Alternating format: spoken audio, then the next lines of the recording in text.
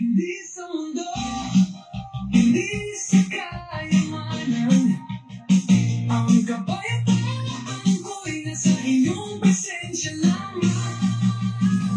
O Diyos. Okay, God's morning mga kapatid. At ngayon po ay araw ng Martes, no? Tuesday, November 4, 2025. Ay, ito pala. No? At pamagatan po natin itong ang ating teksto ngayon mula sa John 1 John 2 verse 6 at pamagatan po natin itong the daily walk, no? Ano ba itong daily walk natin, ano? Aligning our lives with Christ's example. At sa ating pong pagpapatuloy muli, sasamahan po tayo ng aking partner para po sa pagbabasa at pangunahan po tayo sa pananalangin. God's morning mga kapatid. Tayo po ay babasa sa 1 John 2 verse 6. Sino mang nagsasabing nananatili siya sa Diyos ay dapat mamuhay tulad ng pamumuhay ni Hesukristo. Tayo po ay manalangin. Hallelujah, O Lord. Maraming salamat po, Panginoon, sa panibagong umaga na meron kami ngayon. Nawa, Panginoon, ang aming pag-aaralan ngayong araw na ito ay aming maisapamuhay, Panginoon. Samahan kami ng iyong banal na Espiritu upang aming lubusang maunawaan ito. Bigyan niyo po kami ng kaalaman, knowledge at wisdom, Panginoon, nang sa ganon ay maigay po kami ng tama sa iyong mga salita. Maraming salamat po, Panginoon, sa patuloy na pagmamahal ay pinagkakaloob mo sa bawat isa sa amin at sa lahat po na nakakarinig ng iyong mga salita, Panginoon. Nawa ay kanilang maisapamuhay at tumimo sa kanilang puso at isipan. Maraming salamat po, Panginoon, sa pagkakataong mo pag-aaralan muli namin ito. Maraming salamat po, Panginoon, at ang lahat po ng ito ay aming pinapanalangin sa pangalan ng iyong anak na si Jesus. Amen. Amen. Praise God.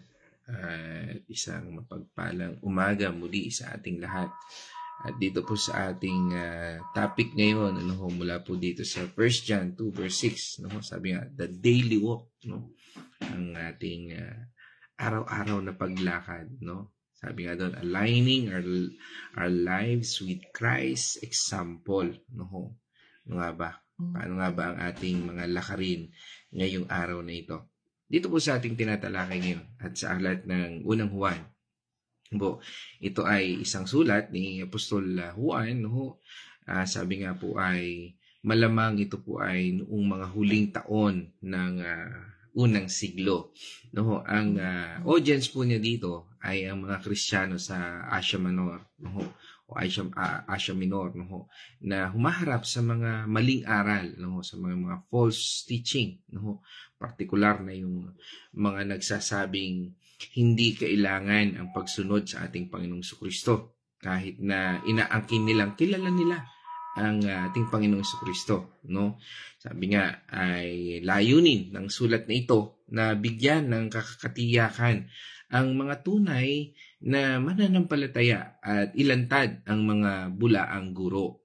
Sa kontekstong ito, mula po dito sa 1 John 2, verse 6, ay pinag-usapan po dito na ni Apostol Juan ang kahalagahan ng pagsunod sa mga utos ng ating Panginoong Jesucristo bilang patunay ng tunay na pananampalataya. Hindi po sapat na sabihin lamang na kilala mo ang Diyos, Dapat makita ito sa iyong pamumuhay. Kagabi po ay naitapik po namin ang Revelation 7. Doon ay napatungkulan, yung seal, o yung tatak ng ating Panginoong Jesucristo. Napakita rin po doon yung tatak sa 144,000 at yung tatak doon sa mga taong may suot na white robe. Sabi nga, ito yung mga taong nagtiyaga na ng palataya na si Kristo ay ang kanilang Panginoon at tagapagligtas. Katulad din natin, tinanggap natin ating Panginoon Jesucristo na nagpapakita rito sa kaganapan ng kapangyarihan at paghahari ng ating Panginoon Diyos sa darating na panahon. Sabi nga po, kanina nabanggit natin na hindi sapat na sabihin na kilala lang natin ang Diyos o kilala lang natin si Kristo. Dapat makita ito sa ating pamumuhay. No? Ang Greek word na ginamit po dun sa walk, no, sa 1 John 2 verse 6 ay peripateo. Ano po ba itong peripateo? Ang peripateo po ay galing sa salitang peri o sabihin natin is paligid at pateo na lumakad o tumapak. Ano? Literal na ibig sabihin nito ay lumakad sa paligid o maglakad-lakad. Kagabi, ako po kanina madaling araw, may maganda po ako nabasa. No? Isang kapatid natin, no, na nanonood din sa atin, si Ate Marta. No? Bagamat hindi namin siya nakasama sa Bible study. Pero ang ganda po nung message siya kaninang madaling araw sa akin. No? Sabi nga niya, Pastor, ang sarap po pala magbahagi ng salita ng Panginoon Diyos. No? At katulad ng ating pinatutungkulan ngayon, yung peripateo, yung paglakad po natin, no? Ay sabi nga ay ito yung lumakad sa paligid natin o maglakad-lakad. Ano ho? Kaya nga, ang dami natin pong mababahagi na ng salita ng Panginoon Diyos. Pero dito po sa konteksto ng Biblia, no, ay sabi nga yung paglakad-lakad natin nito ay mas malalim po ang kahulugan nito. At katulad nung na-example natin sa pagbabahagi ng salita ng Panginoon Diyos ng ating isang kapatid, no, ay sabi nga, ito yon, no? Ito yung tumutukoy sa pamumuhay natin. Sabihin, ito yung araw-araw na pagkilos, gawi at pag-uugali natin. No? Ito po ay maaring ito yung pag-deport natin. Na kung paano tayo makitungo sa ibang tao at kung paano ka gumagawa ng anumang desisyon. No? Ito rin ay may kakakibat na pagsunod. Yung pagsunod sa mga yapak ng ating Panginoong Jesucristo. Tulad ng kanyang halimbawa, tulad ng kanyang mga alagad, katulad ng itinutukoy sa ating ngayon, ng ating buting apostol, si Apostol Juan. Kaya mga kapatid, ang ating talata ngayon sa 1 John 1:26, ang sabi nga po doon sa Amplified Version, whoever says he lives in Christ, it means that it is whoever says he has accepted Him as God and Savior, ought, sabi nga doon, as a moral obligation to walk and conduct himself just he walked and conducted himself. In other words, mga kapatid, kung tayo ay nagkiklaim na tayo ay mga Kristiyano, na tayo ay tinanggap natin ang ating Panginoong Hesus, dapat yung buhay po natin, yung kilos natin ay sumusunod sa example ng ating Panginoong Hesus. It's not enough to just say you believe. Hindi lang po sapat yun. No? You have to live it out. Sabi nga, kailangan isa pamuhay po natin. Kaya nga sabi doon sa unang talata, no? Abiding in Him, o yung nananahan sa Kanya. This means to having a personal relationship with Jesus. Kumusta ba yung relasyon natin sa Panginoon? No? Ang relasyon ba natin kung sa 24 hours na meron tayo at in a day, ilang oras kaya ang ating iginugugol sa Kanya. No. Sabi nga, it's also, sabi nga ay moral obligation, sabi dun sa talata. No, it's not an optional. If you're truly born again, sabihin on mananampalataya ng ating Panginoon Jesucristo, binago ng ating Panginoon Jesucristo, dapat natural na consequence yung pagbabago sa buhay natin. No, ibig sabihin, natural po yung binabago tayo ng Diyos sa bawat araw. No? At yan po diyan natin nakikita, sabi rin ng talata, that walk in conduct himself. Yung lumalakad at kumikilos tayo. This refers to our daily life. How you treat other people. How you treat yung mga tao na nasa paligid natin. Ano yung ginagawa natin? Ano yung mga desisyon natin? Everything. Sabi nga po dito, sa ating talata ngayon sa 1 John 2:6. According to some theologians, abiding in God is an expressed theologically as belief in Christ Jesus. Yung paniniwala natin sa ating Panginoon Jesucristo, and expressed ethically as loving one another. Kaya nga po hindi pwedeng hindi rin mag-manifest, because God manifests in us, it will manifest also to people. Tayo pong mga mananampalataya, this verse is super important sa atin. It highlights na ang kaligtasan, that salvation, is not just a one-time event. Hindi lang po yung tumanggap tayo sa Panginoon, yun na po yun. No? But a continuous process of transformation. Patuloy po tayong binabago nito. Being mga tagasunod na ating Panginoon Jesucristo, being born again, means a new life in Christ. Ang bagong buhay natin sa ating Panginoon. Guided by the Holy Spirit. Kaya nga po tayo naniniwala sa Diyos Ama, Diyos Anak, at Banal na Espiritu. That this three in one person lives in us. Namumuhay po sa atin. And it's a new life that should reflect, Christ's character. Yung karakter po ng ating Panginoon Jesucristo ang nakikita na sa buhay natin.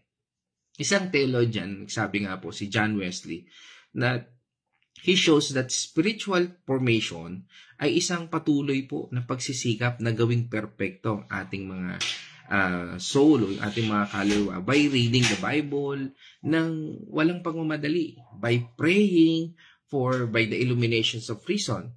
Sabi nga, pag nagbabasa tayo ng Biblia, talagang dinadigest natin, ninanamnam natin. At sa ating pananalangin, nag-i-illuminate, nakikita yung liwanag sa ating buhay. Ibig sabihin sa ating pananalangin, nakikita natin yung sagot ng Diyos. Nanguuna yan sa pagbabasa ng Biblia. Kaya nga, yung isang kapatid naman natin nagtanong din sa akin kagabi, pagkatapos ng Bible study, hindi siya maka-join kasi nga ay meron siyang mga ilang errands na kinakailangan din. Pero sabi ko sa kanya, okay lang makinig para at least naiintindihan. Pero sabi ko nga, kasi nagtatanong siya about doon sa mga napapakinggan sa online. Sabi ko, wala namang problema dyan. Ang problema lang dyan, i-filter mo. If there's some doubts in your heart, in your mind, hindi ka agad basta paniwalaan, Dapat ito ay, sabi nga ay, dinadigest natin. Katulad nga ng sinasabi sa atin, ito yung pag-reflect natin, by growing in Christ's character. Nakikita ba natin si Kristo doon sa character na yon? O nakikita natin yung negative character? Kaya nga po yan yung katulad ng ating pinag-aaralan ngayon. Malinaw na kinakailangan po nating i-digest, Hindi basta natin paniwalaan. Again, hindi naman natin dapat wag na lang pakinggan, Sabi nga, the Holy Spirit will convict you. Kasi kung may mga nakakatulog at nakaka-feel in your heart, ng mga turo na masasabi natin, who says, na makikita natin, the Holy Spirit will convict us. Bibigyan niya tayo ng complete discernment. And one of the gift of the Holy Spirit sa atin is the gift of discernment. Yung malaman natin ang katotohanan. Kasi sabi nga ng Panginoon, kilala niya ang bawat tupa niya. At kilala ng tupa ang kanyang tinig. So sa bawat tinig nating mapapakinggan, ang ating naging makikita, nandun ba si Kristo? Nandun ba si Kristo sa bawat mensahe na ating napapakinggan? So paano natin ito i-apply sa ating buhay? Paano nga? At paano tayo lumapit mula sa pag-alam lamang sa talata patungo sa aktual na pagsuway nito? Sabi nga po, una, know Jesus intimately. Kilalanin natin ating Panginoong Hesus. Kung tayo ay naglalaan ng oras sa pananalangin at pagbabasa ng Biblia, sabi nga po doon sa 1 John 2, verse 3 to 6, balik lang tayo ng konti. Isama natin yung verse 3 hanggang yung mga naunang talata. 3, 4, 5, and 6. 3. Nakakatiyak tayong nakikilala natin ang Diyos kung sinusunod natin ang kanyang mga utos. 4. Ang nagsasabing, nakita ko siya, ngunit hindi naman sumusunod sa kanyang mga utos ay sinungaling at wala sa kanyang katotohanan. Ngunit ang tumutupad sa salita ng Diyos ay umiibig ng wagas sa Diyos.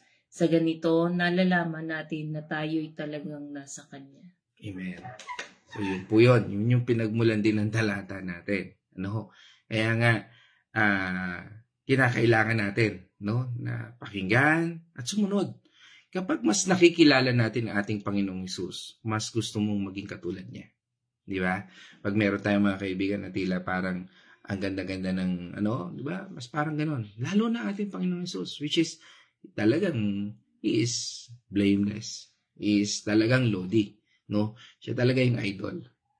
Kaya nga po, ang know Jesus intimately ay hindi lang tungkol sa kaalaman, kundi sa isang personal na Sabi nga, nagbabagong relasyon sa ating Panginoong Hesus na nagpapakita ng ating pamumuhay. Madaling makilala ang Panginoong Hesus eh. Ang mahirap, yung lakaran natin, yung kanyang ninanais sa atin. Lakaran natin kung ano yung ating natututunan. No? Kaya nga, yun po yung importante. Knowing Jesus intimately. Ikalawa, identify areas for change. Ano ba yung mga dapat mabago sa buhay natin? Ay, wala nang dapat mabago sa buhay ko, Pastor. Eto na ako. It's me, myself, and I. No? Yan po, delikado po yan. No? Ibig sabihin, nagiging narcissist ka. Pag wala hindi na wala nang improvement na kailangan mo sa buhay mo. Everybody needs improvement. Kaya nga po, we need to ask the Holy Spirit to reveal areas in your life that don't align with Christ's example. Kaya nga kung ibabangga natin yung sarili natin, ang pinaka-the best na gawin natin, best example sa atin is si Kristo. Ano ba yung ginawa ni Kristo sa ginagawa mo yan? Ano ba yung pag-iisip mo sa pag-iisip ni Kristo? Ano ba yung sinasabi ni Kristo sa sinasabi mo ngayon? Sabi nga sa atin ng 1 Corinthians 2, verse 10 up to 11. 10. Ngunit ito'y inihayag na ng Diyos sa atin sa pamamagitan ng Espiritu. Sinasaliksik ng Espiritu ang lahat ng bagay, maging pinakamalalim na layunin ng Diyos. 11. Sapagkat walang nakakaalam sa iniisip ng isang tao maliban sa kanyang sariling espiritu. Gayon din naman, walang nakakaalam sa mga iniisip ng Diyos maliban sa espiritu ng Diyos. Amen. Pinapaliwanag po dito na ang banal na espiritu ang may kakayahang sumiyasat at magbunyag ng mga bagay na hindi natin kayang makita sa ating sarili. Kaya mahalaga po na humingi tayo ng tulong sa Espiritu Santo para maunawaan natin ang kalooban ng Diyos at ang mga pagbabagong dapat nating gawin. Sabi nga, be honest with yourself. Ang paghingi sa banal na espiritu na ipakita ang mga areas for change ay isang mahalagang hakbang sa ating paglago bilang mga Kristiyano. Ito po ay nangangailangan ng pagpapakumbaba, pananalangin, at pagiging handa na sumunod sa kanyang paggabay. Punta naman po tayo sa ikatlo. Sabi nga, make a conscious effort. No? Sabi, ano nga po ba yun? Yung conscious effort na ito. No? Start making small changes. Kahit yung mga maliliit na bagay sa buhay mo, let's start that. Sabi nga sa atin ng Luke 16 verse 10. Ang mapagkakatiwalaan sa maliit na bagay ay mapagkakatiwalaan din sa malaking bagay. Ang mandaraya sa maliit na bagay ay mandaraya rin sa malaking bagay. Amen. So yun po, ang ating pagiging tapat at responsable sa maliit na bagay ay nagpapakita ng ating karakter at kakayahan na pangasiwaan ang mas malaking responsibilidad. Kung sabi nga kaya ang pagsisimula sa maliit na pagbabago ay mahalaga po. Dahil dito po natin mahuhubog ang ating sarili para sa mas malaking hamon. For example, if you're quick to, sabi nga ay mabilis kang magalit, no? Practice patience. If you tend to be selfish, yung ikay makasarili, no? Look for opportunities to serve others. Mga kapatid, ang paggawa ng maliit na pagbabago ay isang mahalagang bahagi ng ating paglago bilang mga Kristiyano. Sabi nga, mag-inventory ka ng iyong pag-uugali muna. Ito po ay nagpapakita ng ating katapatan, paghuhubog ng ating karakter, at naglalapit sa atin ng pagiging ganap kay Kristo. Ikaapat, seek accountability. Ano nga po ba ito? Find a Christian friend or mentor who can encourage you to keep you accountable. No? Kaya nga po yung accountability natin, no? Kinakailangan din natin accountability partner, no?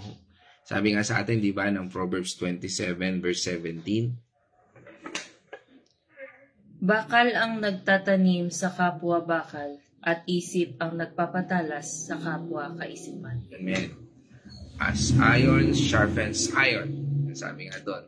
kung paanong ang bakal ay ginamit para patalasin ng isang bakal, ang Kristiyano ay dapat na magtulungan upang patalasin ng isa't isa sa pananampalataya. Kaya nga po tayo nagba-Bible study. Kaya po tayo nagbabasa ng Biblia. Kaya po tayo ay ma-attend ng fellowship, no? Tuwing linggo, no? Ang mabigat, no? Maraming Kristiyano ngayon na Kristiyano lang sila pag linggo. Pagdating ng Lunes hanggang Sabado, questionable na yung pagiging Kristiyano.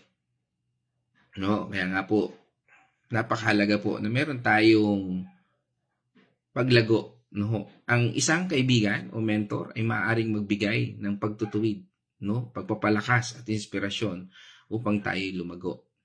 Ang paghahanap natin ng accountability partner o pagsali natin sa mga Bible study group, no? Yan, sa pamamagitan ng isang kaibigan o mentor ay isang mahalagang bahagi ng ating paglago bilang mga Kristiyano. Ito po ay pagbibigay ng ating suporta, pagtutuwid at inspirasyon upang tayo'y lumago sa ating pananampalataya at maging mas malapit sa ating Panginoong Jesucristo. At ikalima at ikahuli, rely on the Holy Spirit. Hindi natin kayang gawin ang lahat ng bagay nito sa sarili natin. Hindi po. We need the Holy Spirit. Kaya nga po sabi sa atin ng Galatians 5, verse 16 to 17, Sinasabi ko sa inyo, ang Espiritu ang gawin ninyong patnubay sa inyong buhay at hindi kayo magiging alipin ng hilig ng laban. 17, sapagkat ang mga nasa laman ay laban sa kalooban ng Espiritu, at ang kalooban ng Espiritu ay laban sa nasa ng laman. Laging naglalaban ang dalawang ito, kaya't hindi ninyo magawa ang nais ninyong gawin. Amen. Sabi nga, kung tayo'y mamumuhay sa pamamagitan ng banal na Espiritu, magagawa nating talunin ang mga makamundong pagnanasa. Hindi natin kayang labanan ng mga ito sa ating sariling lakas, kaya kailangan natin ang tulong ng Espiritu Santo. Hindi natin kayang baguhin ang ating mga sarili o mamuhay ng kalugod-lugod sa Diyos sa ating sariling lakas. Kailangan natin ng banal na Espiritu upang magbigay sa atin ng kapangyarihan, karunungan, at patnubay. Mga kapatid, sa pamamagitan ng pagdepende natin sa banal na Espiritu, magagawa natin ang mga bagay na hindi natin kayang gawin sa ating sarili. The Holy Spirit empowers us to live a life that pleases God. Mga kapatid, sa ating pong pagtatapos, no, sabi nga po, ang pananampalataya ay isa pong hamon na mamuhay tulad ng ating Panginoong Hesus. Hindi po ito madali, pero hindi natin kailangan gawing mag-isa. Tandaan, si Kristo ang nag-umpisa ng mabuting gawa sa atin at siya rin mismo ang maglulubos nito. Sabi nga sa atin, di ba, sa Philippians 1 verse 6, Natitiyak kong ang mabuting gawang pinasimulan sa inyo ng Diyos ay kanyang lulubusin hanggang sa araw ng pagbabalik ni Jesucristo. Amen. Siya mismo ang maglulubos nito. Ang Espiritu Santo ang ating gabay at ang kapangyarihan. Sabi nga dito sa John 14 verse 26, Ngunit ang tagapagtanggol, ang Espiritu Santo na isusugo ng Ama sa pangalan ko, ang siyang magtuturo sa inyong lahat ng mga bagay na magpapaalala ng lahat ng sinabi ko sa inyo. Amen. Kaya nga we pray in Jesus' name. Ang Iglesia at mga kapatid sa ating pananampalataya ang ating suporta. Nabasa natin kanina doon sa Proverbs 27 verse 17, kawikaan, no? Siya ang nagpapatibay. Huwag kang panghinaan. Huwag po tayong panghinaan ng loob kung mabagal ang pagbabago. Ang mahalaga ay patuloy tayong lumalakad sa ating Panginoong Jesucristo. Nagtitiwala sa kanyang biyaya at nagpapasakop sa kanyang paghubog. Sabi nga sa atin ng 2 Corinthians 3:18, At ngayon naalis na ang talukbong ng nagniningning sa ating mga mukha ang kaluwalhatian ng Panginoon at ang kaluwalhatiang iyan ay nagmumula sa Panginoon, na siyang Espiritu ang siyang magbabago sa atin mula sa isang antas ng kaluwalhatian hanggang tayo'y maging kalarawan niya. Amen. Sabi nga po doon, di ba? Tayong lahat ay naging katulad ng ating Panginoong Kristo habang tinititigan natin ang kanyang kaluwalhatian. Magsimula po tayo sa maliit na hakbang ngayon. No? Ano ba yung mga pwede natin? By sharing this word. No? Share natin sa mga kaibigan natin ang mensaheng ito. No? Sa ating mga kapatid, sa ating mga kapamilya. No? Or mismong tayo mag-share ng Word of God. O kaya kausapin natin sila at ibahagi natin si Kristo sa buhay natin o sa buhay nila. No? Kung paano tayo binago ng Panginoon Diyos, gamitin natin yung buhay natin. Yung istorya ng buhay natin, no? Share your story to them. Ibahagi natin sa kanila. Sabi nga, ang daming paraan. Hindi kailanman magkukulang ang Diyos para sabihin natin kulang pa tayo. No? Bakit? Ang dami ko pong kilalang Kristiyano. 30 years na hanggang ngayon, stuck pa rin sila doon sa kanilang buhay na yun. Hindi pa rin nila maibahagi ang salita ng Panginoon Diyos. Nakalulungkot. No? Dahil hindi natin nagagawa. Parang tayong isang piyesa na hindi nagamit, no? We are stuck, no?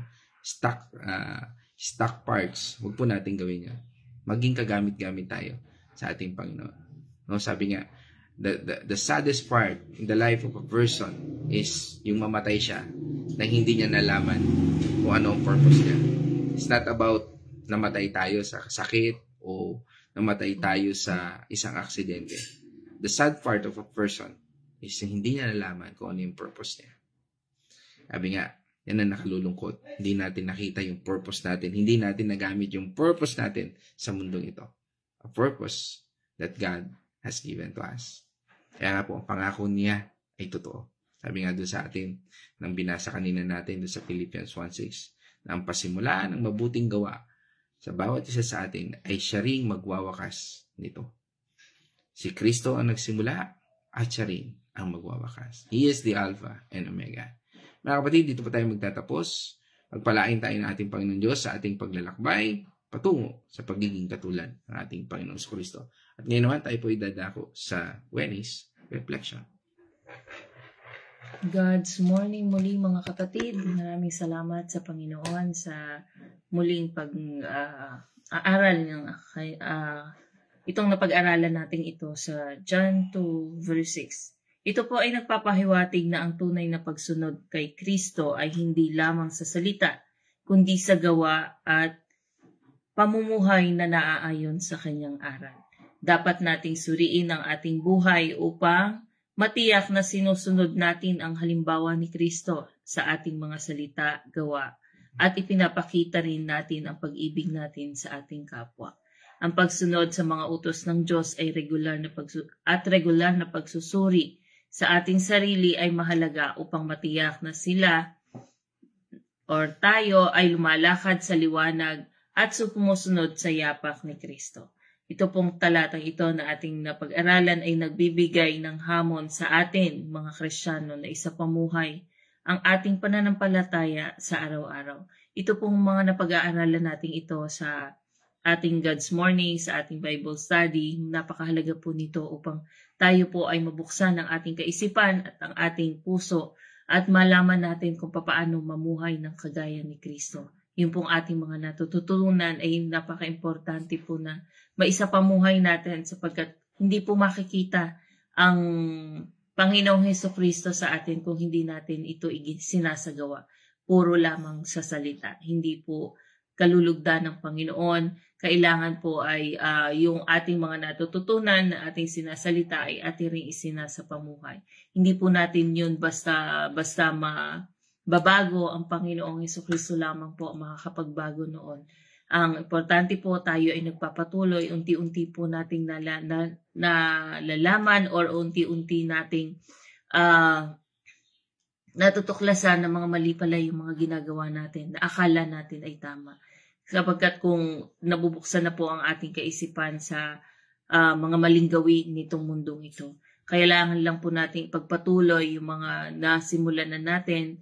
Kailangan din po nating mag-aral ng salita ng ating Panginoon. Nang sa ganon, kung meron man tayong makausap na hindi pa man nanampalataya, ay may share natin sa iba. ang banal na espiritu po ang magtuturo sa atin kung paano natin ibibigay yung mga salita ng ating Panginoon na natututunan natin dito sa ating ginagawa ito. So, yun lamang po. Maraming salamat po and God bless sa inyong lahat. Amen. Praise God. At ngayon naman tayo dadako sa ating comment section. Tayo ay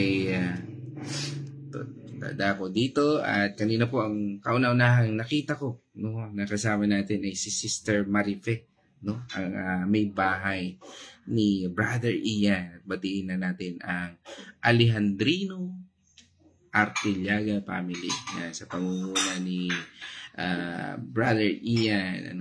At dito kasama rin po natin, sumunod dito si Ate Gori, Nanay Gori, no, Daniela Janet, no. Diyan po ang Kapos family, ang Benaluz, no. Yan. Sinundan po yan mula naman po dito sa Villa Escudero. Kasama po natin si Naimini Patual, no. At sabi nga ay kanina parang may message, no, si Kuya Victor ay nasa ospital, ano. At kagalingan din siyempre ni Kuya Chris paglabas, ano. Yan, palabas na po ng ospital. Pinagaling na po ng Lord. Yan. Okay, so kasama rin natin, first time, no, kasama natin ang asawa ng aking bayaw. Yan, si Daisy Mandigma. Yan, God's morning po, no. Parang birthday yata ni Leo, no. Ngayon ba? Tama? Si Leo at saka si Deo. Happy birthday dyan, no. Yan. Yan sa Candelaria, Quezon. Yan, kasama natin ngayon ang pamilya ni Bernard. Yan, si Daisy Mandigma. Yan. Sinundan po yan ni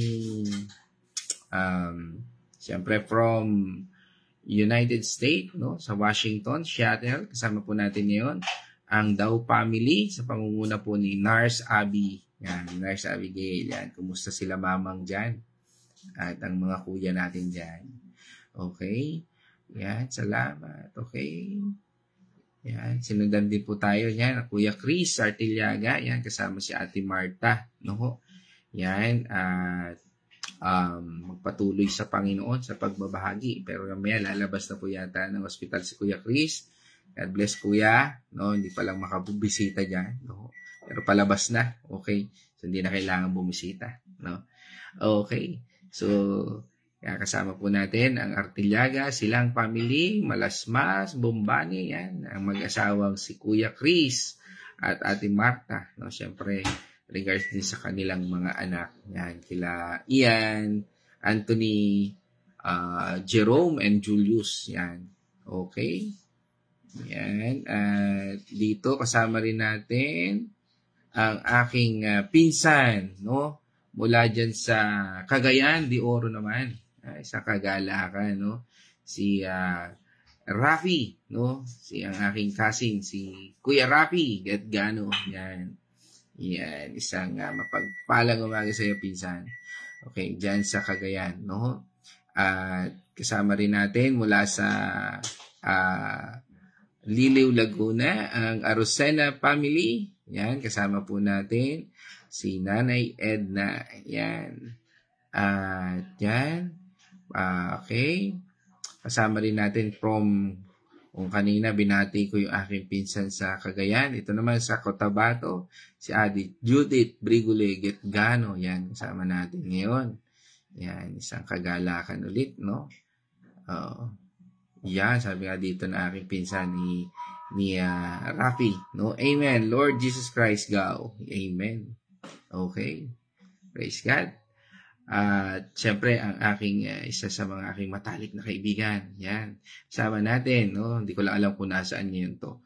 Kung nasa Amerika o nasa anman lugar, no? Kasi nasa barko po yata, if I'm not mistaken, no? Kung hindi pa nakakarating dito sa Pilipinas, no? Kasama natin ngayon ang Tanyo, no? Family. At sa Sena family, syempre kasama na rin si Ate Carmeline, ang kanilang mga anak, si Paula, si Julene, at kasama na rin ang kanilang pamangkin si Tyro, no? Siyempre kasama natin mula sa pangunguna ni Brother Arthur, si Arthur Tanyo. Yan, kasama po natin Isang kagalakan, no?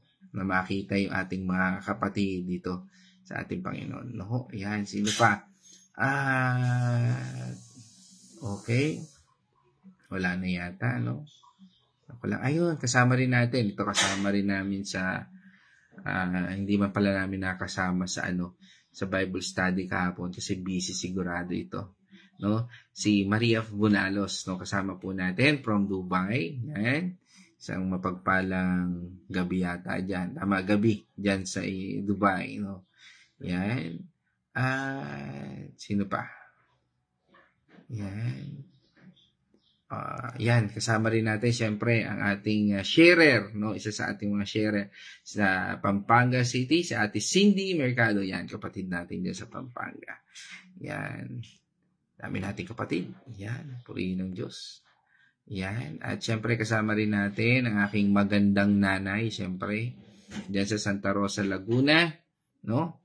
Yan, kasama natin si aking nag-iisang magandang nanay, siyempre. Corazon Getgano Mercado. Yan, isang mapagpalang umaga po sa iyo, ma.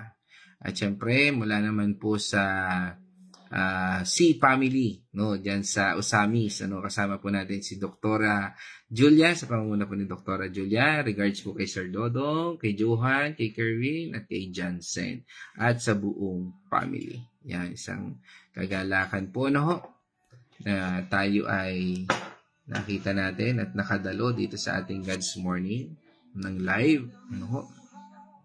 Sino pa? Yan, sabi ni ng pinsan ko, no, ni brother niya, ng aking pinsan si Rafi, no. Sabi niya, shout out ko sa Getgano family. Yan. Shout out daw, no. Shout out sa mga pamilya namin diyan, no. Mga guwapa at guwapo. Pray ng Diyos. Okay. So, mga kapatid, diyan po tayo nagtatapos, no. Regards dyan sa Cagayan de Oro, kila Uncle Sid, kila Uncle Domeng, yan, kay Uncle Sid din, no? At sa lahat dyan kay cousin Cherise at Anton at sa mga bata. At ganun din kay Marlo at sa buong family. Anyway, so dyan po tayo magtatapos, mga kapatid. Tayo po ay manalangin. Let's all pray. O manaming Diyos na makapangyarihan, tapos po kami nagpapasalamat sa umagang kay ganda na patuloy mo ipinagkakaloob sa amin. Kami ay muli pinasimulan mo sa umagang ito na iyong salita na hinango mula po sa 1 John 2:6, Lord, na pinamagatang the daily walk, aligning our lives with Christ's example. Lord, katulad po na aming pinag-aralan ito sa amin pong patuloy na paglakad sa mundong ito, gabayan mo po ang bawat hakbang na aming gagawin, Panginoon. I-align mo po kami ayon sa iyong kalooban, pagkalooban ng lakas na nagmumula lamang sa iyo. At i-adjust sa anumang kasalanan, mga maling gawa sa aming buhay. I-reveal mo po sa amin ito upang kami ay mabago, Panginoon. At huwag mo pong bigyan kami ng katigasan ng ulo. At bagkos, Panginoon, palambutin mo ang aming isipan at aming puso na sumunod sa iyo. Salamat sa lahat ng ito at patuloy naming dalangin ang kapayapaan, kagalingan sa bawat isa, O Lord, na narito ngayon. Dalangin din po namin ang provision mo sa lahat ng pangangailangan ng bawat isa. At patuloy din naming dalangin ang pasasalamat sa kaarawan ni Leo at ni Deo, Panginoon, na ngayon po ay nag-celebrate. Patuloy niyo pong ingatan ang mga batang ito, palakasin, O Lord, at pagkalooban ng mga biyaya na nagmumula lamang sa iyo. Sa bawat isa na narito ngayon, sa bawat nabanggit ng mga pangalan, dalangin po namin, Panginoon, na maghari ka sa pamilya ng bawat isa. Pagkalooban mo ang bawat isa ng kapangyarihan, lakas, pangunawa, at katatagan, O Lord, at pangunawa sa iyong salita. Bigyan mo kami, Panginoon, ng conviction to walk, O Lord, with integrity sa pamamagitan ng iyong anak na si Jesucristo.